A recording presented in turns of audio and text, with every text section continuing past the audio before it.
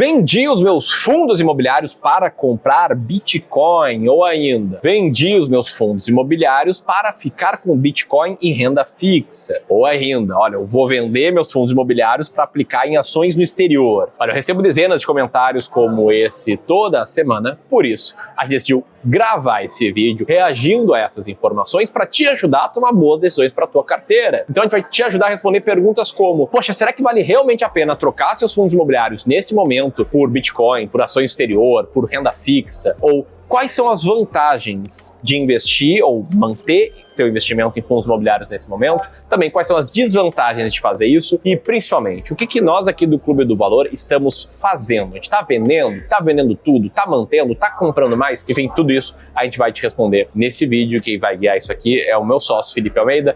Filipão, bola contigo.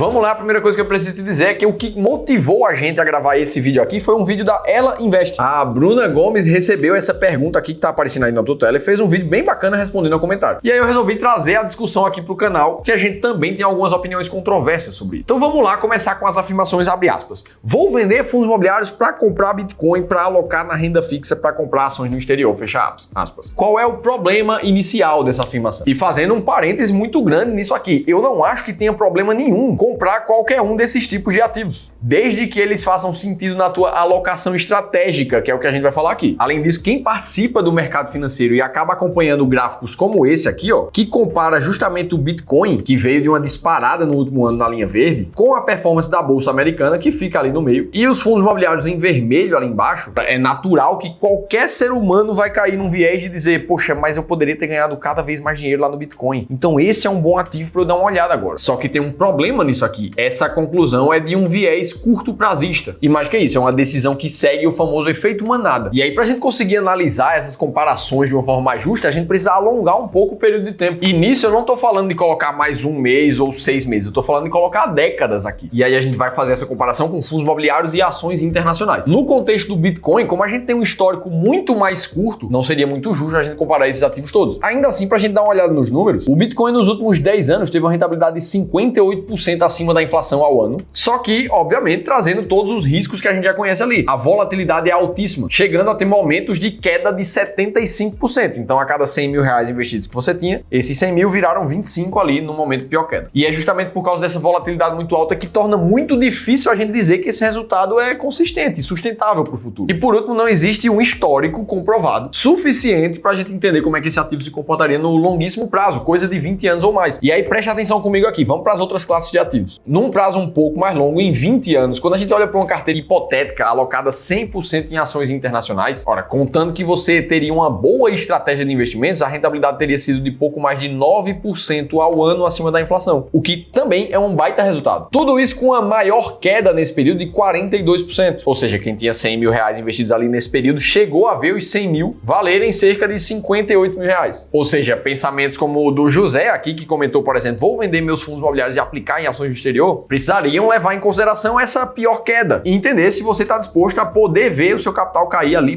praticamente pela metade. Por outro lado, se você tivesse dividido a tua carteira em fundos imobiliários e ações americanas juntos, esse resultado ele fica diferente. Um retorno acima da inflação ao ano de cerca de 7,3%, o que é um ótimo retorno, mas com uma pior queda dessa distribuição de ativos de cerca de 15%. Ou seja, a cada 100 mil reais investidos, o cara viu esse patrimônio virar 85 mil reais no pior momento. Então aqui a gente coloca tudo na mesa. Bitcoin chegou a cair 75%, ações americanas sozinhas chegaram a cair quase 50% e ações americanas mais fundos imobiliários chegaram a cair mais ou menos 15%. Ou seja, não adianta a gente simplesmente olhar para os últimos 12 meses do mercado de fundos imobiliários, ver eles caindo 10% e esquecer que essa classe de ativos tem uma rentabilidade que não é uma explosão como se espera do mercado de ações, porque a gente está falando de imóveis, mas ainda assim é uma rentabilidade positiva. Só que o argumento principal para quem pensa em fundos imobiliários ainda não foi falado aqui. Inclusive a Bruna, ali no vídeo dela, trouxe também alguns prós e contras dos fundos que eu quero comentar cada um contigo. E principalmente dando atenção a um ponto específico. Será que vale a pena investir em fundos imobiliários pensando no fluxo de dividendos mensal que ele gera, mesmo sabendo que os fundos imobiliários têm um potencial de retorno menor do que as ações, por exemplo, no longo? Tipo de dúvida surge em muitos investidores que passam aqui pelo Clube do Valor, como foi o caso do Jorge, esse investidor dessa carteira aqui que a gente já falou algumas vezes no canal, que só em fundos imobiliários ele tem um pouco mais de 3 milhões de reais e estava pensando pensando em vender boa parte disso justamente por causa do momento de queda do mercado. Só que o problema do Jorge não era sobre fundos imobiliários, mas sim como a maneira que ele estava investindo neles. Ele concentrou uma parte do patrimônio muito grande em alguns fundos imobiliários de muito risco. Na sua grande maioria eram fundos C-tipados que foram indicados ali pelo assessor de investimentos do Jorge. E aí, ao se ver num fundo de maior risco, que ele não consegue ter liquidez, ele não consegue tirar o dinheiro com muita facilidade a qualquer momento, o Jorge se deparou com a dúvida de saber se, ora, será que ele deveria colocar mais dinheiro nesses fundos? Será que ele deveria vender, mesmo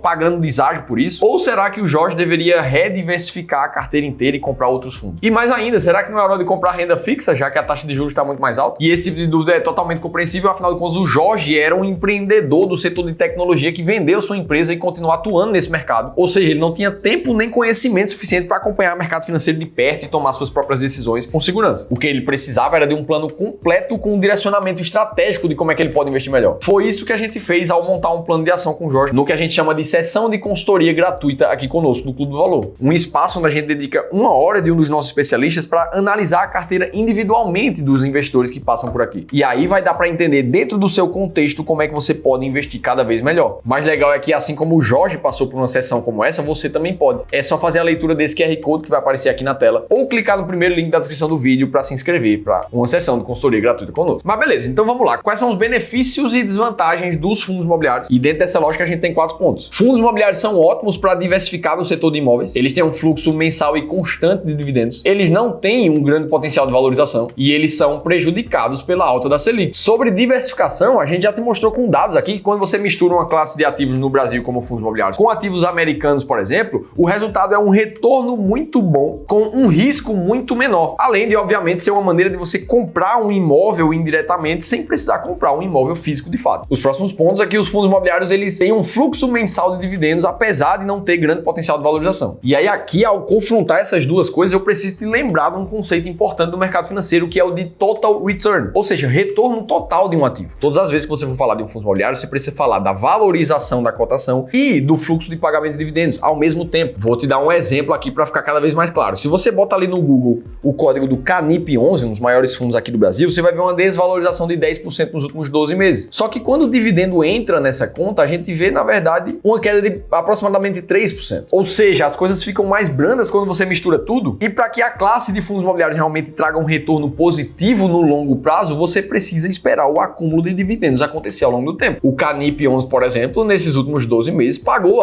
algo entre 80 centavos e R$1 de dividendos por cota ali todos os meses. E aí, pegando esse conceito, quando você monta uma boa carteira de investimentos em fundos imobiliários, aí você consegue ter resultados acima da média, que ficam acima do CDI como do Ibovespa, por exemplo, na nossa estratégia classe A, que seleciona os fundos mais consistentes e consolidados da Bolsa do Brasil. Então, unir rentabilidade de dividendos mais a cota é extremamente importante no mercado de fundos. E aí, o quarto ponto que a gente tinha ali, os fundos imobiliários são prejudicados pela alta da Selic. E é claro que, assim como ativos de risco, a gente vê uma correlação negativa. Quando a Selic sobe, os fundos imobiliários tendem a cair e o contrário também é verdade. Agora, o grande ponto é, se a gente entende que a gente está falando de uma classe de investimentos vencedora no longo prazo, como a gente já mostrou, uma classe que deve ser muito mais olhada pelo fluxo de dividendos que ela gera mensalmente do que somente pela valorização. E se a gente sabe que em momentos em que a Selic está subindo, a cotação dos fundos tende a ficar cada vez mais barata, ora, então em tese, a cabeça do investidor deveria funcionar ao contrário. Na hora da promoção é que a gente deveria olhar com mais carinho para esse mercado e não o contrário. E é por isso que, com muita sinceridade, eu preciso te dizer, a pior coisa que você pode fazer nesse momento é pensar em vender tudo. Tá, Felipe? Então qual é a conduta certa de um bom investidor nesse momento? E aí eu te respondo com muita clareza. Esse é o momento de você rebalancear a tua carteira. E para te mostrar na prática como você pensar em fazer isso, imagina que antes desse momento de queda de fundos imobiliários, antes de tudo, você sentou ali para desenhar a tua alocação ideal de classe de ativos da tua carteira. Vamos imaginar agora que você montou uma carteira de investimentos que é metade fundos imobiliários e metade renda fixa e inflação. Não estou dizendo que isso aqui é o ideal, é um exemplo para a gente facilitar as contas. Só que aí, com essas quedas do mercado de fundos imobiliários, vamos imaginar que a tua proporção caiu de 50% para 33%. Ora, muito claramente, o que é que você vai precisar fazer nesse momento? Você precisa começar a direcionar os teus aportes para comprar cada vez mais fundos imobiliários. E assim voltar para próximo da tua proporção de metade e metade, como você tinha definido. E é justamente esse sistema de alocação estratégica inteligente, quando você mistura várias classes de ações, em modelos como esse que está aqui na tela para você, que mistura várias classes de ativos vencedoras no longo prazo e que, inclusive, também conta com a parcela de fundos imobiliários em 20% da carteira. E que, por causa dessa atitude de você se forçar a comprar as coisas quando elas caem e vender as coisas quando elas sobem demais, a performance de uma carteira como como essa fica muito acima do índice Bovespa e do próprio CDI. E a efetividade desse tipo de estratégia não é só mostrada no gráfico de rentabilidade. Existem estudos comprovando que 94% do retorno de um investidor vem de ter uma alocação inteligente como essa. Então, não, a gente não parou de investir em fundos imobiliários. Muito pelo contrário. Para quem está com espaço na alocação, essa é a hora de comprar pesado, já que a maioria dos fundos caiu e os rebalanceamentos de carteira precisam ser feitos. Dito isso, se você quiser conhecer ações que estão ainda extremamente baratas nesse janeiro de 2025, aí eu preciso que você assista a esse outro vídeo aqui, que eu te contei tudo isso em detalhes. Eu vou estar te esperando por lá.